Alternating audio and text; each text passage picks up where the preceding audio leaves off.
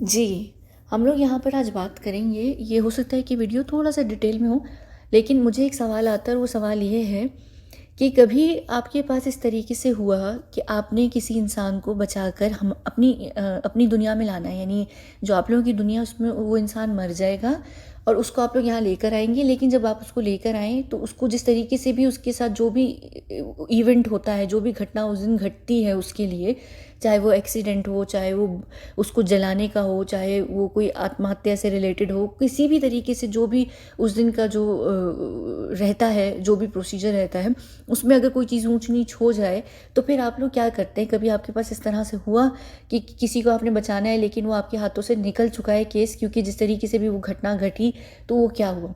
यहाँ पर सबसे पहले मैं 2 चीज़ें बोलूँगी। सबसे पहली चीज़ प्रिसिशन। प्रिसिशन के बिना हमारे पास कोई भी काम नहीं होता है। यानी समझिए, इतनी कैलकुलेशन, इतने तरीके से हमें पता होता है कि हमें काम क्या करना है। यानी आप देखें, एक एक होते हैं ना, न्यूबीज़ होते हैं भाई, उनको नहीं पता कि किस तरीके से काम करना है। आप डरते हैं ना ऐसे लोगों से भी काम करवाने में। हम ये काम करते आ रहे हैं, हमारे पास एक्सपर्ट्स हैं, हम ज़ाहिर सी बात है कि एक अपना एसेट है, ये हमारा, ये बंदा हमारे लिए एसेट है, तो हम अपने एसेट को ज़ाया नहीं होने देंगे। तो उसमें तो हम ऑलरेडी ज़्यादा एहतियात से कैलकुलेशन करेंगे कि भाई कहाँ से मारना है, किधर से मारना है, क्या चीज़ मारनी है, किस तरीके से करना है, अगर एक्सीडेंट होना है या अगर गोली से मारना है या अगर चाकू से मारना है या इवन गला काटना है या हमने उसकी खंजर कहीं पे घोंपना है या उसने ख़ुद कोई आत्महत्या की कोई भी चीज़ करनी है, कुछ भी करना है, हमारे पास बाकायदा तौर पर प्रिसिशन होता है।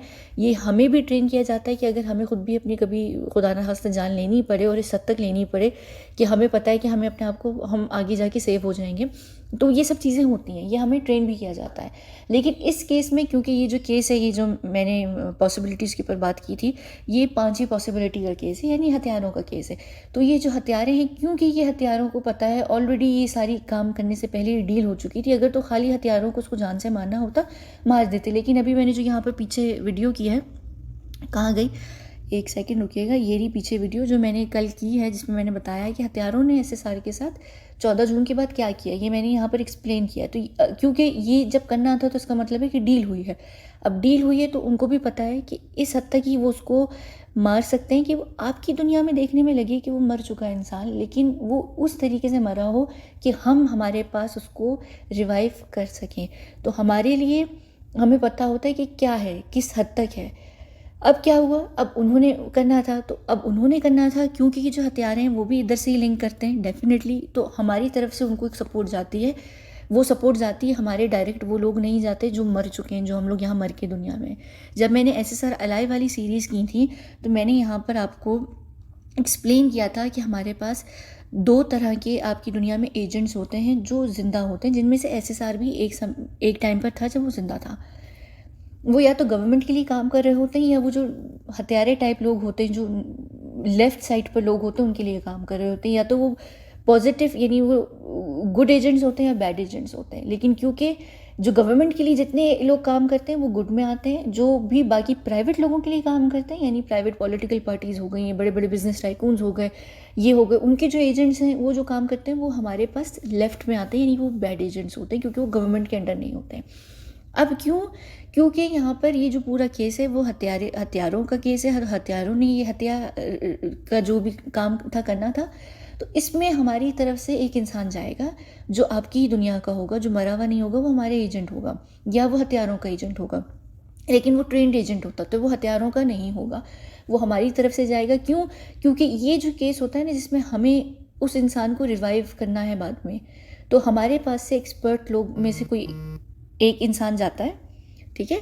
हमारे पास से कोई एक ऐसा इंसान जाएगा जो आपकी दुनिया में ज़िंदा होगा, वो हमारी तरफ का होगा, वो ट्रेंड बंदा होगा, उसको पता होगा कि किस तरीके से ये हत्या को हमने परफॉर्म करना है, इस लेवल तक जाकर कि आप लोगों को लगे कि वो इंसान ख़त्म हो चुका और उसके रिवाइव होने की कोई पॉसिबिलिटी नहीं है। जो कि एसएसआर के केस में आप लोगों ने 14 जून की जो तस्वीरें आई हैं उसमें देखा, स्पाइनल कॉर्ड टूटी हुई, टांग की हड्डी टूटी हुई, गले की हड्डियाँ टूटी हुई हैं, जो भी चीज़ें टूटी हुई हैं सब कुछ आपने देखा। लेकिन आप लोगों ने एक और भी चीज़ देखी, वो बॉडी को मूव होते हुए देखा, आपने हाथों को हिलते हुए देखा।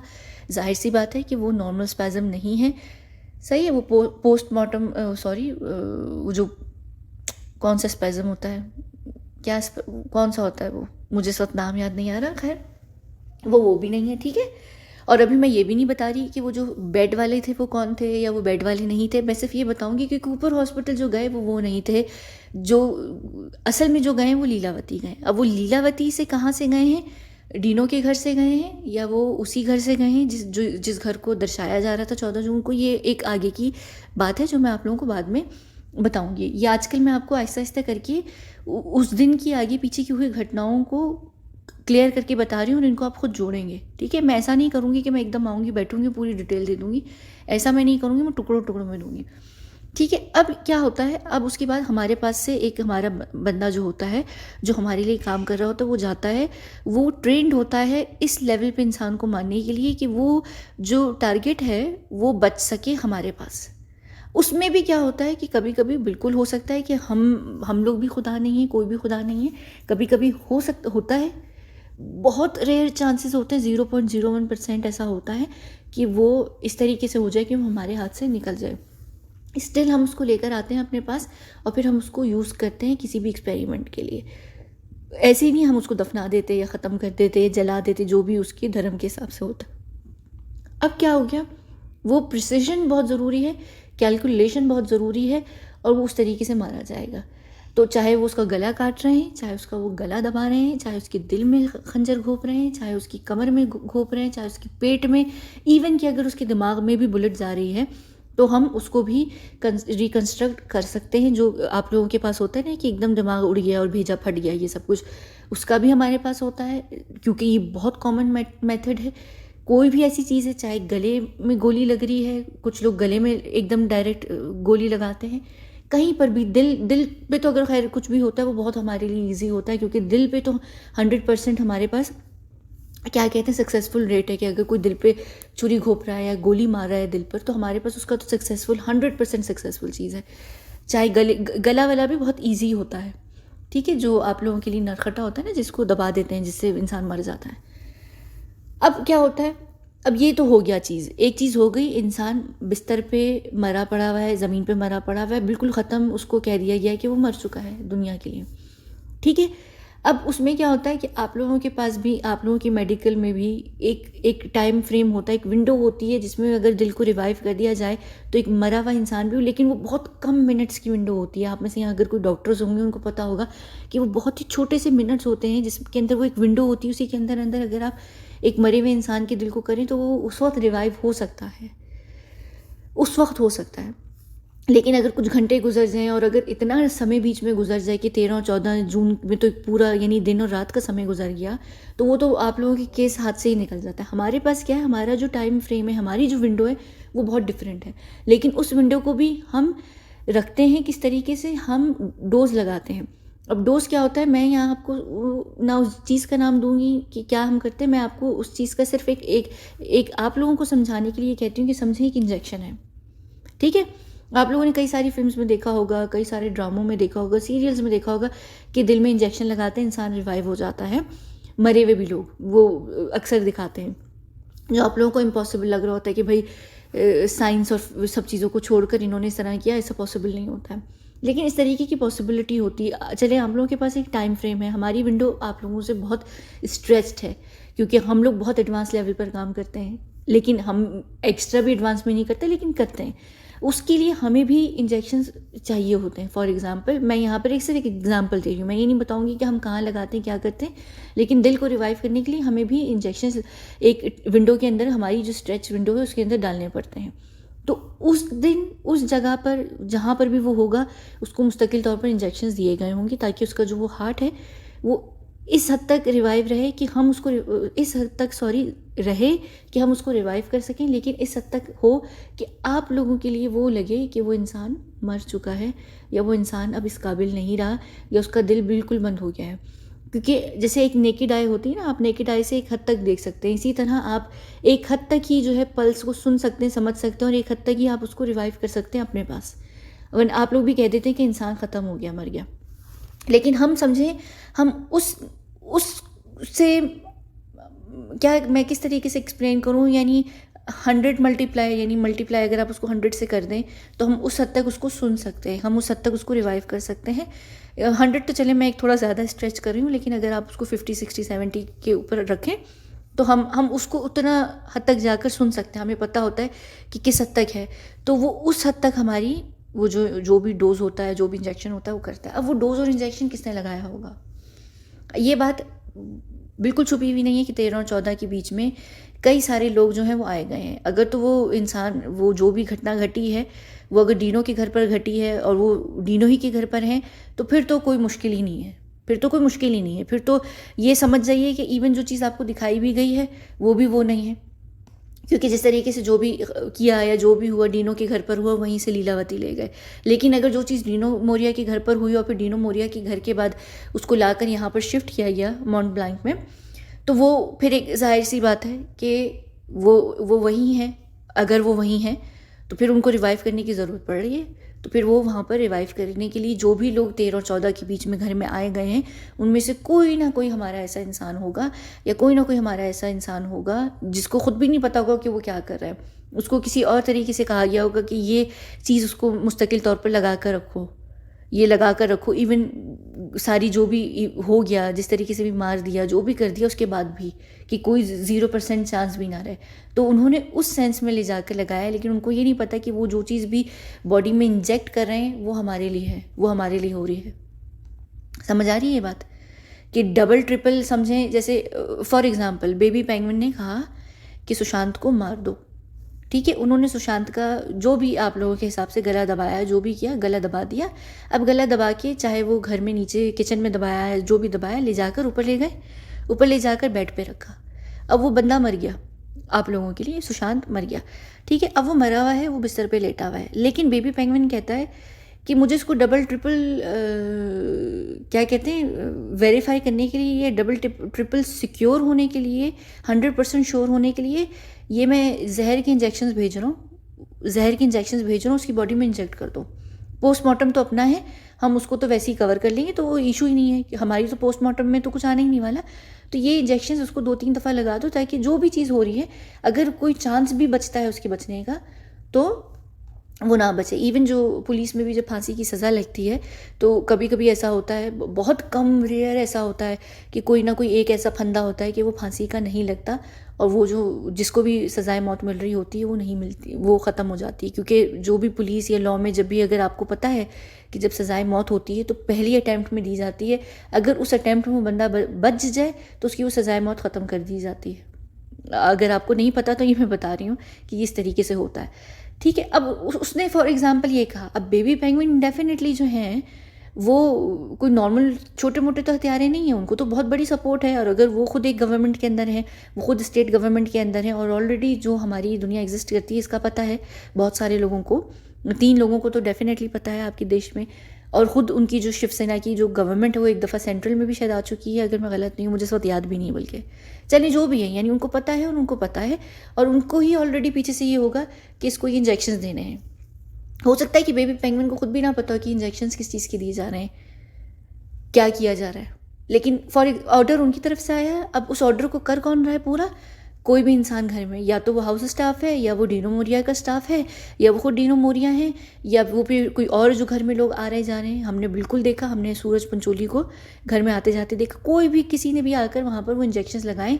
हो सकता है उनको सिर्फ ये लग रहा हो कि वो इंजेक्शन जो हैं, मैं यहाँ सिर्फ उनको नाम दिया हुआ मैंने इंजेक्शंस का, वो इंजेक्शंस नहीं होते, वो कोई और चीज़ होती है।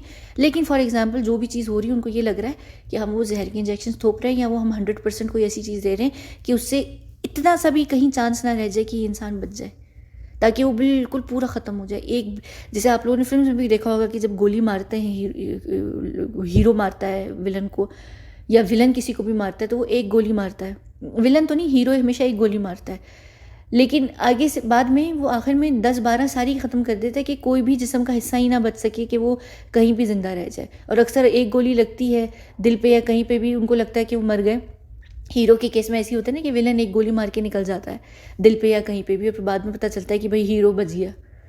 तो ये समझिए उसी चीज़ को डबल कंफर्म करने के लिए उन्होंने वो इंजेक्शंस लगवाए। लेकिन वो इंजेक्शंस जो थे, या वो जो भी सुई या वो निडल्स जो लगाई गई कहीं पर भी, जो वो निडल्स हैं या निडल्स नहीं सॉरी नीडल्स जो भी हैं वो कहाँ पर नूडल्स मेरे सहन में आ रही थी, सॉरी मुझे पता है मैं यहाँ पर सीरियस बात कर रही हूँ, लेकिन खैर तो वो जो नीडल्स लगाई गई हैं, जो भी निशानात हैं कहीं पर भी, अगर कोई भी सुई के या कोई भी चीज़ है तो वो बहुत मुमकिन है कि वो चीज़ें, तो मैं सिर्फ आपको ये बता रही हूँ कि एक तो पहली बात है कि जो किया गया है काम वो ऑलरेडी प्रिसिजन से किया गया है। अगर गले की भी हड्डी तोड़ी गई है, गला भी दबाया है, ये तो वो उस एंगल पर और उस ऐसे ही किया गया है और वो जिनके द्वारा किया गया। इसलिए मैं एक बात हमेशा बोल रही हूँ ना, मैं शुरू दिन से बोल रही हूँ, पहले दिन से, कि मुझे पता है कि पहला वार किसके थ्रू किया गया है, वो शेरा है, वो शेरा है। शेरा अगर आपको नहीं पता वो कौन है तो फुटपाथ वाले भाई के बॉडीगार्ड हैं, ना सिर्फ बॉडीगार्ड हैं, उनके बहुत पुराने बॉडीगार्ड हैं और अब उनके वो लेफ़्ट और राइट हैंड में हैं। ना सिर्फ वो उनके लेफ़्ट और राइट हैंड हैं बल्कि वो शिवसेना के